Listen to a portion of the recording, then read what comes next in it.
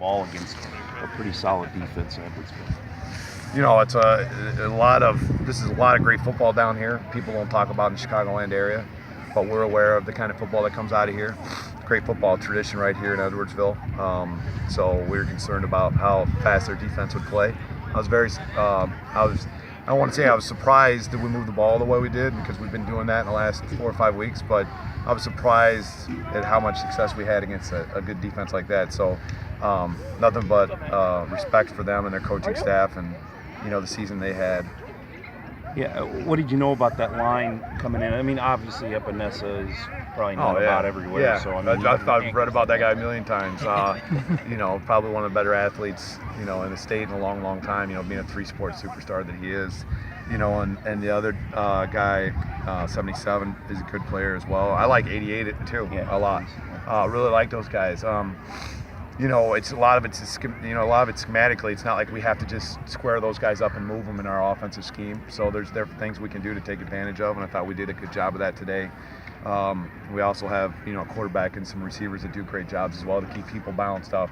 A couple big receivers, and you're able to take advantage of that, especially after first quarter on. Yeah, I thought we were able to, we were very consistent in our passing game. We missed a couple. They did a good job on coverage against Pierce on some of the deep balls. Felt like we threw a few of them.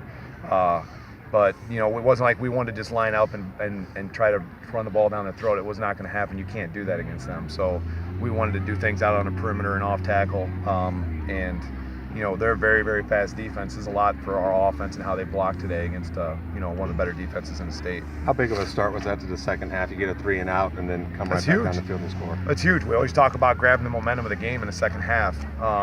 Whatever happened in the first half is wiped away, and it's how we start the second half. And really, it was huge for us to be able to get off the field and then get a drive and put some things together. So I thought that was a big tipping point in the game. And I think, at some point, if you're playing a physical style of football that we do, it's going to wear on a team, and they're either going to continue to fight, or at some point somebody's will is going to break.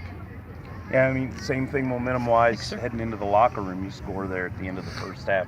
How big was that to take the lead into the break? What? At the end of the first half there. I don't remember. Pierce score right before that? Yeah. Oh, yeah. Right before the half to give you guys a lead, Ed. That's huge. Yeah. That's huge. I don't remember, but that's I mean, yes, now I remember. Yes, that's huge. You get so dialed up into what you're doing on the sidelines that you don't remember, but you're right. That was a go-ahead score.